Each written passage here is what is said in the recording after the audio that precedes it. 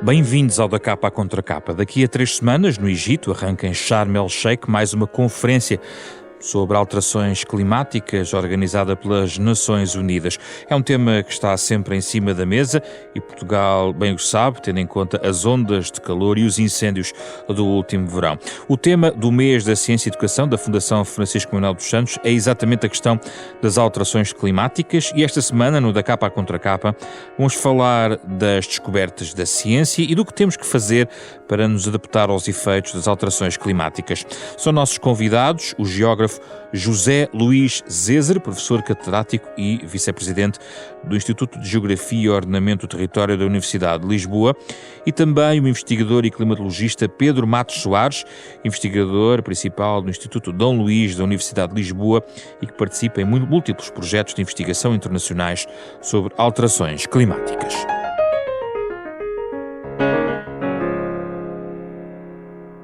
Muito obrigado pela vossa presença neste programa, José Luís Zezer e Pedro Matos Soares.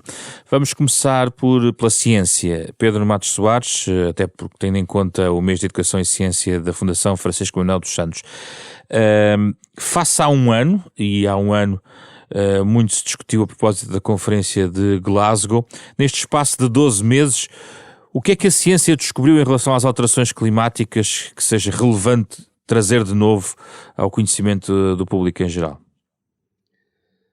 Bom dia, obrigado pelo convite. De facto, o passo da ciência é acelerado, mas o conhecimento científico no que diz respeito às alterações climáticas está de tal forma consolidado que eu não posso dizer que houve um corpo de conhecimento manifestamente diferente neste último ano. O que se passou é que neste último ano tivemos um conjunto de evidências observacionais da ocorrência de extremos e que foram quase em tempo real estudadas pelos investigadores.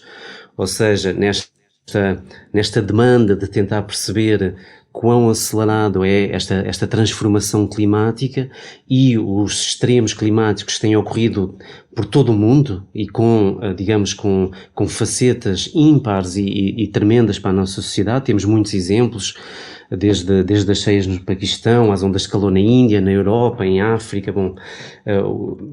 Não nos faltam exemplos, infelizmente. E o que se passa nos últimos anos, e em concreto neste último ano, é que houve um grande esforço da comunidade científica de perceber em que medida é que estes eventos extremos tão preocupantes têm na sua gênese um ingrediente claro que tem a ver com a ação humana. Ou seja, em que medida é que estes eventos extremos foram exacerbados pela ação humana, ou seja, pela alteração climática antropogénica. E nessa medida apareceram estudos muito relevantes, digamos assim, de atribuição. E muitos desses estudos são unânimes, digamos assim, ou são muitíssimo claros a mostrar que, de facto, este processo de mudança climática está em aceleração e que esses mesmos extremos têm uma componente muitíssimo forte de, digamos, um traço da ação humana muitíssimo forte. Muitos desses estudos, que são, digamos, estudos probabilísticos, baseados nas observações e em modelos matemáticos, dizem-nos claramente que a probabilidade de ocorrência desses fenómenos extremos aumentou muitíssimo significativamente devido à ação humana. Quer dizer, quando comparamos, eu não quero ser entediante, mas quando comparamos a probabilidade de ocorrência dos tais extremos de que falamos num clima sem a ação humana e com a ação humana, neste último esta probabilidade aumenta 100, 1000, 600 mil vezes, depende do fenómeno que estamos a falar.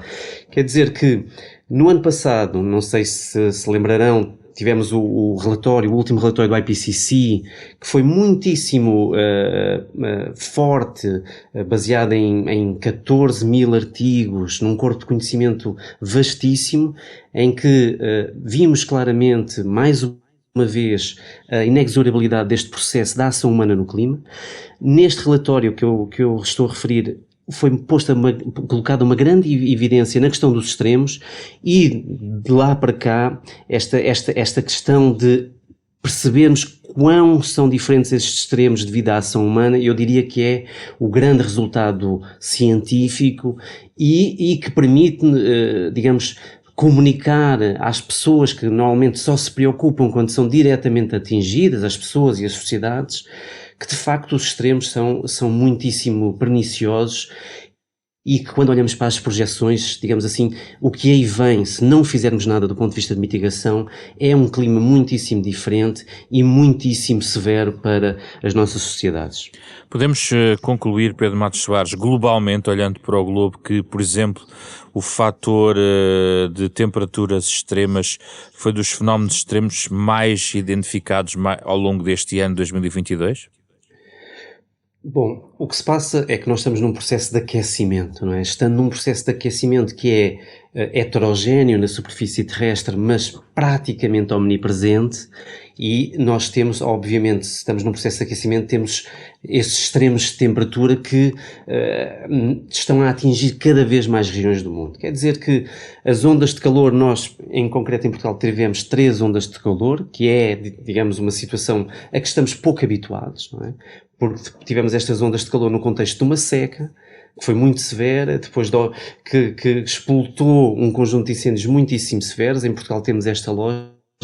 Em termos mundiais também, infelizmente, esta associação entre temperaturas mais altas, períodos de seca, déficits de precipitação, fazem com que as nossas sociedades estejam muitíssimo vulneráveis ao que são estes traços do aquecimento global. Nós também tivemos cheias, como sabe, 1/3 do Paquistão esteve inundado, tivemos cheias devastadoras, nós tivemos cheias no oeste africano, que são também devastadoras porque atingem populações muito vulneráveis. Quando as ondas de calor atingem, digamos assim, sociedades mais preparadas, hoje em dia já temos alguns mecanismos de reação a essas ondas de calor, quer dizer que se mitigam um pouco os efeitos. O que não foi o caso, por exemplo, das ondas de calor na Índia, que tiveram excessos de mortalidade enormes. Eu diria que eu não gosto de salientar uma desgraça em relação a outra, e peço desculpa por isso. O que nós temos é que temos um cumulativo e um composto, como se diz em inglês, um compound digamos, de extremos, que está a atingir todas as latitudes e está a atingir com mais frequência. E claro, isso tem impactos diretos na saúde, na população mais envelhecida, como sabemos muito bem em Portugal, não é? Sim. Porque não anda... Diga. Não, queria sublinhar, estou a perder, entre aspas, algum tempo a falar mais consigo, porque há aqui questões de ciência que gostava de colocá-las na base da nossa conversa, e tinha aqui uma dúvida relacionada com o fenómeno Laninha, que talvez consigamos Sim. explicar rapidamente aos nossos ouvintes. Talvez não seja fácil, mas o Pedro é capaz de o fazer. O que é que isto tem a ver com as alterações climáticas e os efeitos que encontramos em 2022? Bom, o que se passa é, quando falamos do fenómeno de El Niño e Laninha, o El Niño é, digamos, uma anomalia positiva, ou seja, temperaturas anomalamente quentes na zona do Pacífico tropical, e o Laninha é quando temos essas temperaturas mais baixas do que o normal. E como temos ali uma zona muitíssimo importante do ponto de vista da convecção profunda e do modo de circulação geral, quando temos um El Niño ou Laninha, temos grandes anomalias, ou seja, temos grandes aumentos ou diminuições, depende da zona do mundo, de precipitação. Tanto na Austrália, como na América, como no Sudeste Asiático. Quer dizer que quando nós temos por exemplo, o fenómeno de Laninha, temos regiões do mundo que são acometidas de déficits de precipitação fortes. E claro, isso são modos de variabilidade da atmosfera, e leva, claro, a grandes impactos sobre essas sociedades, porque normalmente são sociedades pouco preparadas para grandes déficits de precipitação, porque estamos a falar nomeadamente no Sudeste Asiático, de regiões onde há bastante pluviosidade. José Luís Géser, centremos-nos em Portugal em algum destes impactos. Tem trabalhado muito nas questões de adaptação e é interessante falarmos sobre isso, até por alguns projetos em particular onde está envolvido. Mas globalmente, tendo em conta que já se fala de alterações climáticas há muitos anos em Portugal e em todo o mundo, qual é a sua avaliação como geógrafo, como observador atento no terreno de todos estes movimentos em relação à forma como a sociedade portuguesa, as suas instituições, os municípios, o poder central, toma medidas preventivas, tendo em conta que, ao nível da adaptação às alterações climáticas, é uma evidência de que é necessário fortalecer as estruturas de defesa da sociedade face a este tipo de fenómenos? Bom dia, obrigado pelo convite, um cumprimento também ao Pedro. Pedro que nos acabou de traçar o quadro que a ciência hoje em dia já relativamente ao qual a ciência hoje em dia já tem muito poucas dúvidas. Ou seja, nós estamos confrontados com um clima que está a mudar porventura a um ritmo mais acelerado do que aquilo que se pensava no início do século XXI, e que no caso português, assim como genericamente em toda a envolvente da bacia mediterrânea, se caracteriza por, enfim, em duas palavras, por um clima que vai ser mais quente e mais seco no futuro. É evidente que estas características climáticas se traduzem do ponto de vista territorial e implicam que se encontrem medidas de adaptação, uma vez que porventura, a mitigação é fundamental, o Pedro referiu isso há pouco e com toda a justiça, mas o processo de mitigação é um processo que depende de todos nós, como é evidente, mas depende de medidas e de opções tomadas que têm que ser tomadas a uma escala que não é a escala de um país pequeno como o nosso.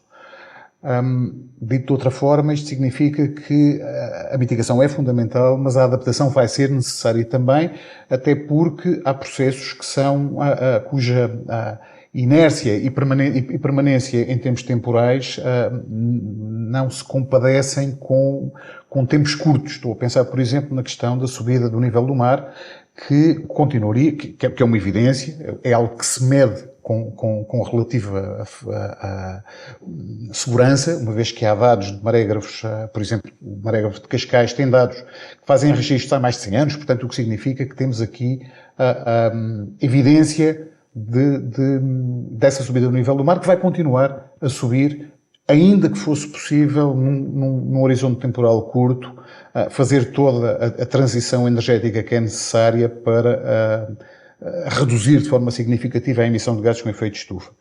Portanto, dito isto, nós temos na realidade portuguesa situações de calor excessivo, que este verão foram evidentes. Não os vou repetir, o Pedro falou há pouco das ondas de calor pela qual passamos. Calor esse que se manifesta tendencialmente mais nas áreas urbanas, onde se assiste a um fenómeno que se dá normalmente a designação de ilha de calor urbano e que significa na prática que temos um incremento de temperatura nestas áreas urbanas por acumulação de calor por comparação com as áreas rurais envolventes, e isto depois liga-se a outras realidades que já têm menos que ver com o clima, mas que contribuem para que as situações de risco sejam mais elevadas. Estou-me a referir, por exemplo, ao fraco desempenho térmico dos edifícios. A nossa construção não foi, digamos, ela não foi preparada, não tem qualidade suficiente para resistir, ou para, não é propriamente para resistir, para atenuar o sofrimento das pessoas que vivem nestes edifícios. Portanto, as casas aquecem muito durante o dia no verão e depois não arrefecem o suficiente durante a noite. E a isto acrescenta-se um outro fenómeno, que é o envelhecimento da população e que faz com que a população exposta a estas situações de calor excessivo seja mais vulnerável e por essa razão corra maiores riscos também. Os incêndios rurais estão associados ao calor, não estão só associados ao calor, estão também associados à situação de seca, e de facto este é um problema estrutural complicado nos nossos territórios. E as instituições estão preparadas? Eu tomo nota de um processo que, aliás, conheci bem e também há uns anos fiz um trabalho extenso em que também falei consigo sobre isso, tem a ver com a precipitação excessiva.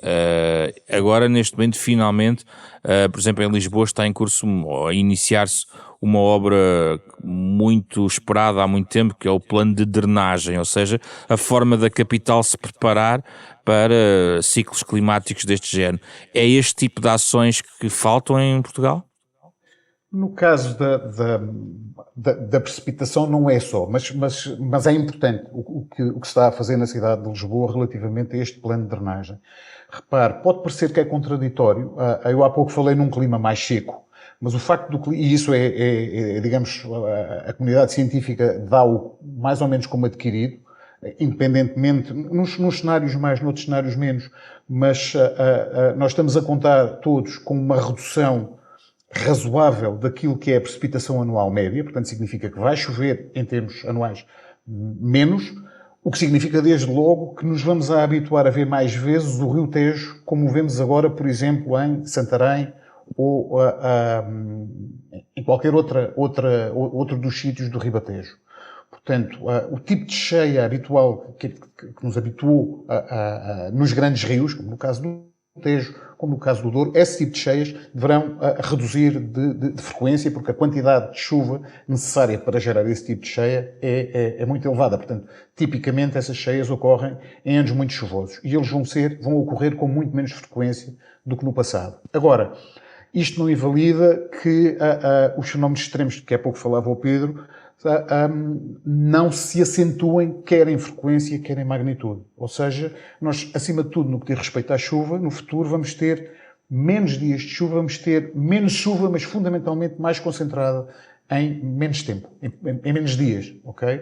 O que significa que o potencial para ocorrência de situações como cheias rápidas, inundações urbanas, em que os sistemas de coleta dos coletores pluviais se demonstram insuficientes para escoar toda a água, isso vai ter tendência a acentuar-se, afetando situações como acontece em Lisboa, como acontece na Baixa de Setúbal, por exemplo, como acontece na Baixa de Cascais ou de Oeiras, ou na zona de Louros ou de Odivelas. Portanto, estamos a falar de situações que são conhecidas no passado. Nós temos um historial, infelizmente, de muito doloroso, digamos assim, no que diz respeito ao efeito das cheias rápidas, por exemplo, na área metropolitana de Lisboa. Basta lembrar novembro de 1967, em que terão morrido 700 ou 800 pessoas, devido a um evento de cheia rápida em 4, 5 horas, que se repetiu depois, uns anos depois, em 83, com muito menos mortos. Mas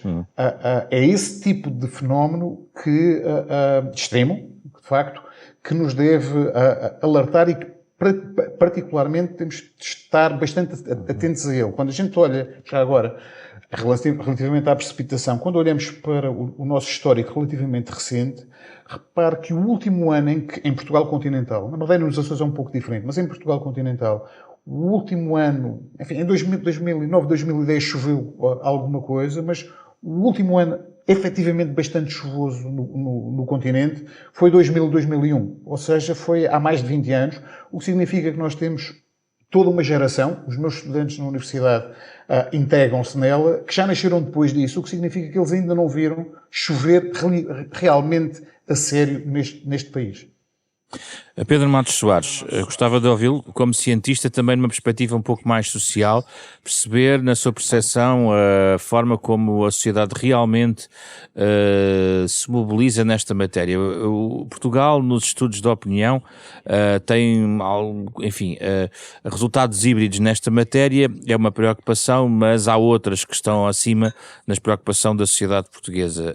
Há aqui, de facto, planos locais, as autarquias têm trabalhado, há alguma mobilização, mas, por exemplo, quando comparamos a mobilização portuguesa com as outras mobilizações internacionais ao nível da cidadania, vemos que fica aquém em termos da participação. Como cientista, como é que encara o momento atual? É um momento da verdade também para a forma como a sociedade portuguesa olha para esta questão das alterações climáticas? Eu acho que é um momento da verdade, agora de uma maneira mais gritante, mas é um momento da verdade, e este momento da verdade já tem umas boas décadas, digamos assim. De facto, nós, em termos globais, em termos nacionais, mas com uma expressão maior em termos globais, porque a mitigação depende de um esforço global, estamos a acumular, digamos, atraso. Nós, tal como o José disse, nós temos aqui um binómio muitíssimo importante do ponto de vista do que é a ação climática, que é esta questão de mitigação-adaptação. Nós precisamos, em termos coletivos e individuais, de fazer um esforço que tem que ter escala do ponto de vista de mitigação, porque quanto mais mitigarmos enquanto sociedade e individualmente, menor será o esforço de adaptação, menores serão os custos de adaptação e os impactos das alterações climáticas, obviamente. Quer dizer que eu penso que continuamos, é muito importante focarmos na adaptação, obviamente, mas não nos podemos esquecer que existe um esforço muitíssimo grande que tem que ser perseguido do ponto de vista de mitigação, porque ele impacta diretamente depois nos custos de adaptação. E isto eu acho que era muito importante nós não nos desresponsabilizarmos e digamos assim, termos esta ideia que já não podemos fazer nada. Claro que o sistema climático tem inércia, se nós deixássemos de emitir gases de estufa agora, nós continuaríamos a ter mudanças no sistema climático, mas em algumas décadas essas mudanças iam ser muito menos, iam ser menos extremas, muito menos prejudiciais. Quer dizer que, em termos, como sociedade, como país, como poder local, regional e nacional, apesar de sermos um pequeno contribuinte, nós temos a obrigação ética para que tenhamos uma visão política e uma visão de sociedade de mitigar. E depois, obviamente, temos que fazer um esforço de adaptação e nesse aspecto eu acho que Portugal tem sido de alguma forma pioneiro nas duas questões, não é? Na questão da transição energética, sem dúvida, na questão da adaptação também. Nós temos muitos municípios com planos de adaptação às alterações climáticas, temos CCDRs, temos a lei do clima. Quer dizer que, em termos nacionais, eu penso que estamos a trilhar o caminho certo. Tivemos algumas infelicidades, a meu ver, do ponto de vista do nosso trajeto, do que era esta visão de futura, como a questão da exploração do petróleo há uns anos atrás, e não são assim há tantos, que acho que foi um erro do ponto de vista da comunicação política e do que era a prioridade nacional, e acho que isso inquinou, de certa forma, esta questão também a nível nacional. Já lá vai, mas eu acho que Portugal tem alguns exemplos.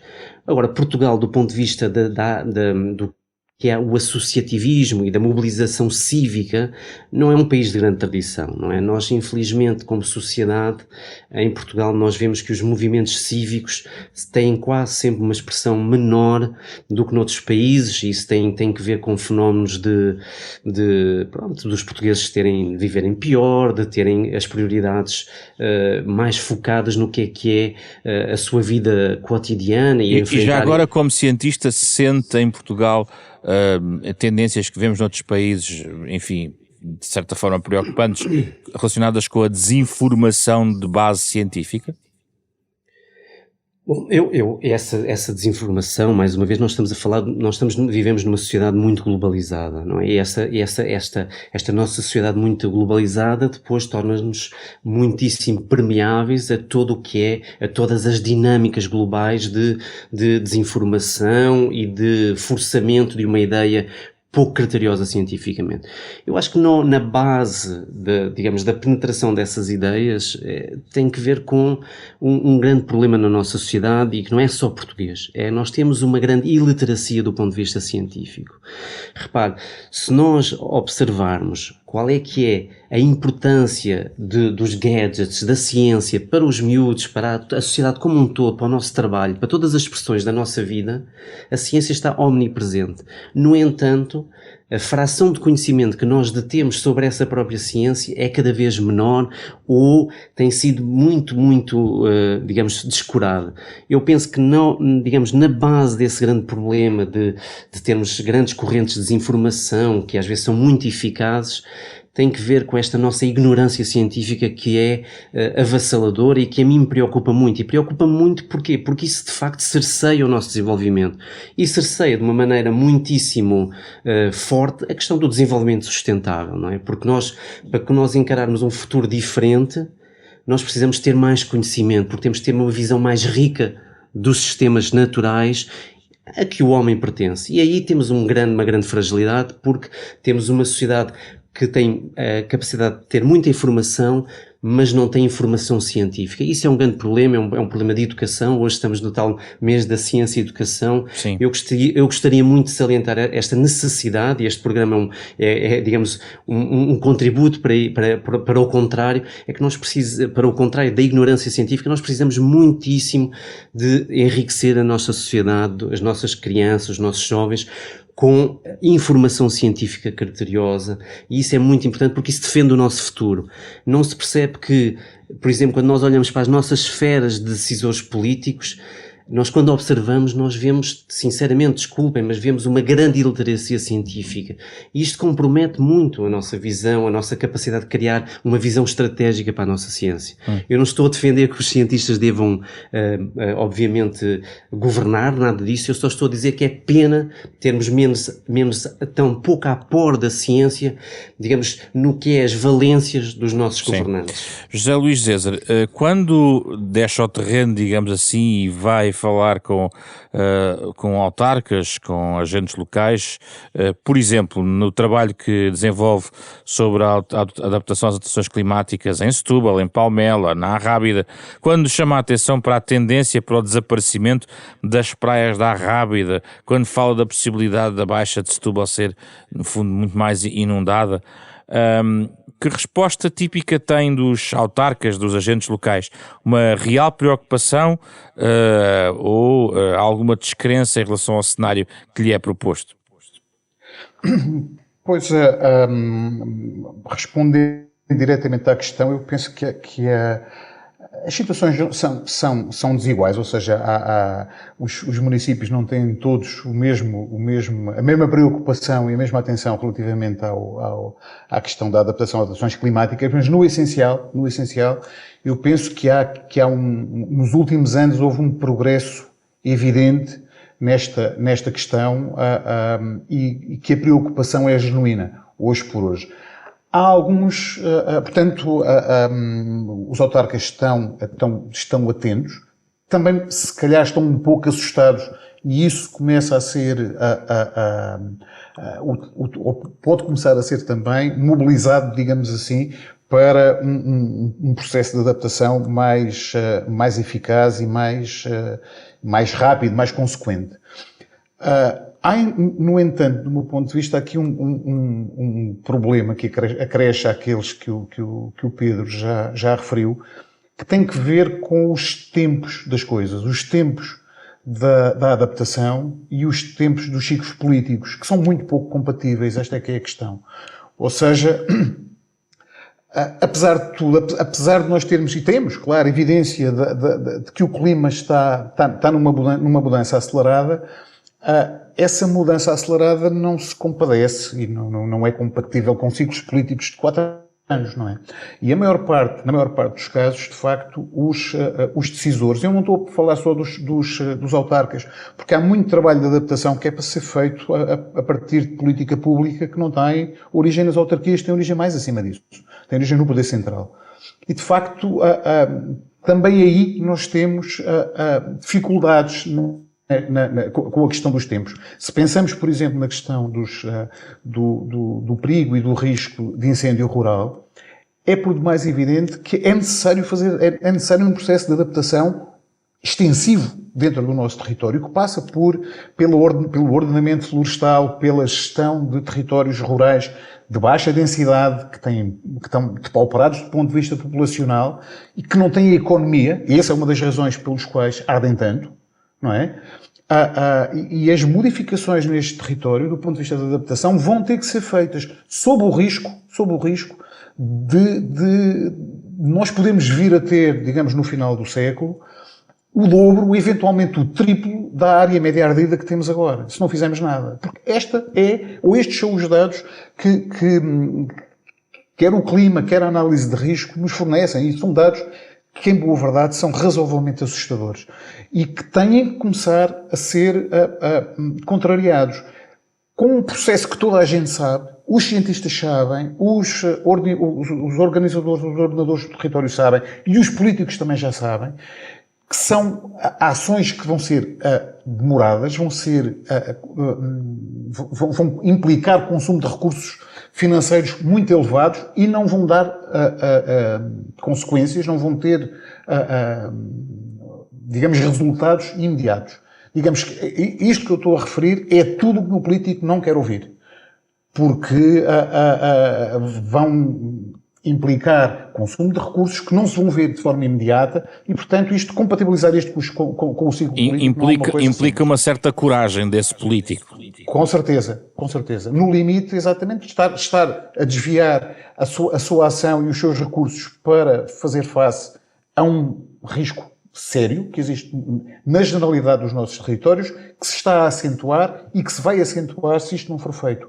Portanto, há aqui quase, porventura, a necessidade de quase um tipo de compromisso de regime que pusesse, por exemplo, a questão dos incêndios rurais florestais fora do debate político. Não deviam ser discutidos do ponto de vista, digamos, da chicana política, daquela disputa diária, porque toda a gente sabe que isto não é fácil de resolver e vai implicar tempo e recursos económicos grandes. Pedro Matos Soares, fechamos inclusivamente do ponto de vista das grandes obras nacionais, quando discutimos localizações de novo aeroporto, por vezes, tendo em conta também o debate político, parece que a avaliação ambiental estratégica, que é algo que tem que ser cumprido apenas porque está na lei e não propriamente como uma condição de facto decisiva em relação a localizações.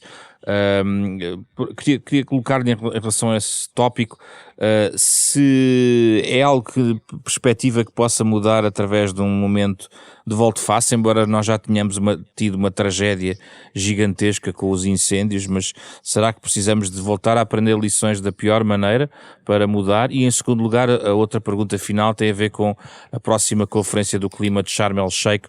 Quais são as suas expectativas? E o Pedro já rubricou também muitos manifestos e artigos de opinião pedindo urgência ao campo político internacional. Bom, são duas perguntas muitíssimo relevantes. Eu, antes de responder diretamente à sua primeira pergunta, gostava de dizer uma coisa que é, como o José Luís disse, Portugal infelizmente está nesta zona do Mediterrâneo e já foi referido e é considerado um hotspot das alterações climáticas por causa da combinação destes déficits de precipitação e dos extremos de calor, digamos assim. Ora, o que se passa aqui é que nós temos uma conjunção de fatores que fazem com que Portugal veja o seu clima projetado pelos tais modelos físico-matemáticos de uma maneira muito severa. Quando nós falamos da questão das ondas de calor, das secas e do risco de incêndio extremo, nós só olharmos para as projeções desses mesmos modelos e são extremamente robustas, daqui a 20 e daqui a 70 anos temos um clima muitíssimo diferente. Em vez de estarmos a falar de 3 ondas de calor para daqui a 20, 30 anos estamos a falar de 5 ondas de calor, e 3 ondas de calor este ano já foi muitíssimo severo. Repare, se nós falarmos de secas, nós estamos a falar de 3 a 4 anos de seca em cada década, e estamos a falar de facilmente mais 30 dias por ano no verão estendido, digamos assim, de risco de incêndio extremo. Quer dizer que do ponto de vista do que é a nossa política de território, ou nós encaramos estes números na visão estratégica com coragem, como disse, ou então nós vamos ter anos que vão ser sempre anos de tragédia em Portugal, porque é impossível nós não projetarmos alguma tragédia com este tipo de mudanças. Ora, isto de acordo com um cenário de pouca mitigação. Se nós mitigarmos, os cenários são muitíssimo diferentes. Eu claro que nós temos aqui temos lições que foram dramáticas para a nossa sociedade, como referiu, eu gostaria que nós não precisássemos novamente passar por tragédias para encarar o que são a visão ambiental de desenvolvimento de outra forma. Nós, do ponto de vista estrutural, cometemos um grande erro, que foi o desinvestimento na ferrovia em Portugal. E esse erro, todos nós, com alguma idade, sabemos quando é que ele foi cometido, não é? Ora, e desse ponto de vista, nós colocamos, digamos, toda a nossa capacidade de desenvolvimento ligada ao turismo na aviação. Isso teve um custo, do ponto de vista do nosso desenvolvimento, que é grande, porque não temos outras valências, repare, e agora estamos atrás do prejuízo a dizer que estamos a perder não sei quantos milhões por dia porque não temos um novo aeroporto. E sobre isto estamos a querer ter um segundo aeroporto em zona inundável, num risco extremo de inundação. Quer dizer que, claro que a opinião pública fica com a ideia de que estes estudos de impacto ambiental servem para, digamos, para justificar e para ter medidas de mitigação desses mesmos investimentos, mas que não são sérios no impedimento desse tipo de investimentos. E isso é muito pernicioso, porque toda a sociedade fica com uma percepção que, de facto, não estamos a articular bem o que é o nosso futuro com a política de desenvolvimento. E isso, para mim, digamos, pagamos uma fatura demasiado elevada por não termos a capacidade de transmitir isto, de comunicar isto seriamente. Do ponto de vista da COP que vamos ter agora no Egito, bom, nós estamos num contexto geopolítico muitíssimo complicado. Não é? Nós tivemos grandes avanços com o Acordo de Paris, do ponto de vista do que era um caminho, repare, não de implementação, mas de um caminho de mitigação. Tivemos depois a eleição do presidente Trump, que infelizmente teve um impacto muito negativo sobre a implementação do Acordo de Paris, e ao qual tiveram uma série de coadjuvantes, por exemplo, a China, a Índia, que só agora começam a reagir a esta necessidade de mitigação às alterações climáticas. Quer dizer que agora, num contexto de guerra, ainda por cima, havendo aqui claramente um bloco ocidental e um bloco, digamos, de leste, onde agora estão a maior parte das emissões do mundo, que estão na China, na Índia e também nos Estados Unidos, mas digamos, os cenários são de grande aumento de emissões desse lado do mundo. Ora, isto cria aqui um grande problema do ponto de vista do que é este esforço e estes acordos internacionais. E por isso eu não posso estar assim muito otimista com a COP que vai decorrer no Egito, porque estamos neste contexto de grande crise económica que tem um impacto sobre as pessoas, de segurança alimentar, de segurança energética. Ora, eu não gosto de falar nisto como uma oportunidade para a transição energética, porque parece-me de mau gosto. Claro que pode acelerar um pouco a transição energética nos países desenvolvidos, mas estamos perante um cenário bastante dramático globalmente e obviamente também para a Europa. Já Luís César, a mesma pergunta, expectativas em relação a mudanças em breve? Pois, eu não vou repetir o que acabou de dizer o Pedro, mas eu penso que o contexto internacional pelo qual passamos não é nada otimista, não nos permite ser demasiado otimistas do ponto de vista de mitigação. Enfim, é difícil dizer quanto, mas é evidente que há um recuo, ou seja, o pós-Covid, o que sucedeu, ou o que está a suceder na Ucrânia e todo o resto, particularmente na componente energética, não augura nada de novo e não é de esperar grandes ou decisões muito favoráveis para a redução de gases com efeito de estufa, de emissão de gases com efeito de estufa nos próximos anos. Portanto, o que significa, de novo, que o processo de mitigação, que é o mais lógico e o mais desejável, uma vez que quando falamos de mitigação falamos na ação sobre a origem do problema, ou seja, para reduzir a emissão de gases com efeito de estufa, de facto não podemos contar demasiado com isso, o que significa que aqueles hotspots onde o clima futuro é mais desfavorável, o clima futuro decorrente da alteração climática antropogénica é mais favorável, onde, para todos os efeitos, Portugal se integra, significa que, porventura, o nível de adaptação em que vamos ter que apostar vai ter que ser maior, uma vez que não é de esperar, do meu ponto de vista, como já disse, grandes novidades positivas no que respeita à redução da mitigação. E a ciência pode fazer mais para ajudar o poder político? Ou tem que ficar à espera que o poder político vá ter com a ciência? Não, pode com certeza. Pode com certeza e vai fazendo por isso. E há as medidas de adaptação, a maior parte delas passam pelo ordenamento do território e pelas outras políticas públicas que têm expressão territorial. Porque no final do dia é no território que estas coisas acontecem, não é? E é no território que vivem as pessoas, e é no território que temos atividade económica, e é no território que temos valor instituído. Portanto, sabemos hoje muito mais e com muito menos incerteza aquilo que nos pode esperar em termos futuros, e podemos intervir do ponto de vista da adaptação de forma a tentar mitigar o problema. Eu dou-lhe só um exemplo, até porque estou a olhar aqui para os números. No caso dos municípios que referiu há pouco, foi uma das áreas onde trabalhámos recentemente, eu e a minha equipa. Nestes municípios da Arrábida, hoje por hoje nós temos à volta de 3.500 pessoas expostas a riscos climáticos. Estamos a falar de inundações, instabilidade de vertentes, erosão costeira, este tipo de perigos que enfim, eles são naturais, desde logo, mas têm uma componente de reagem, têm uma componente climática por trás, uma vez que os mecanismos desencadeadores estão direto ou indiretamente ligados ao clima. Hoje por hoje, como eu disse, nós identificámos neste território 3.500, à volta de 3.500 edifícios, 18.500 pessoas expostas, ou seja, que estão em sítios que são ou que podem ser impactados por estes processos na atualidade. E não são apenas as praias da Arrábida? Não são, não. Pois não. Não, são muito mais que as praias da Arrábida, evidentemente. E há um exercício que é difícil de fazer, mas que é quantas pessoas vamos ter nestes territórios no final no século XXI.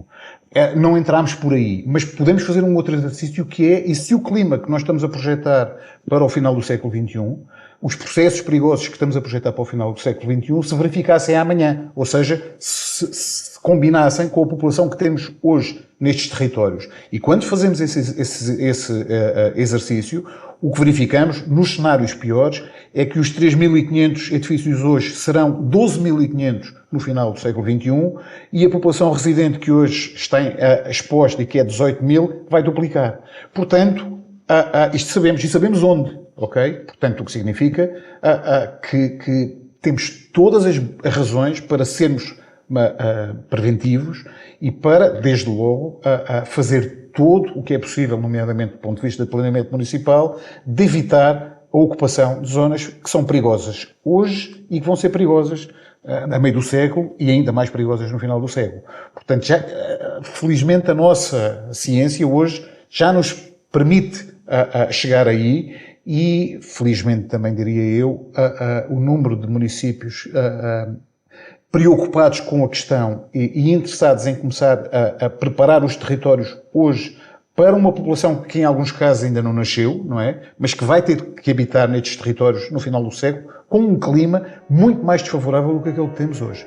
Muito obrigado, José Luís Zezer e Pedro Matos Soares. Olhamos aqui para as alterações climáticas, partindo da ciência, mas também falámos aqui da mitigação das emissões, da adaptação aos seus efeitos, dos desafios para a sociedade e para os decisores políticos e públicos. Foi o tema da Capa à Contra Capa, parceria semanal da Renascença com a Fundação Francisco Manuel dos Santos, um programa com o genérico original de Mário Lajinha. Pode ouvir este debate na versão integral em podcast, nas plataformas digitais habituais. Neste programa que esta semana contou com Carlos Vermelho, André Peralta, Ana Marta Domingos e José Pedro Frazão. Na próxima semana vamos fazer uma pausa e voltamos daqui a 15 dias para mais um tema em debate neste Da Capa à Contra Capa.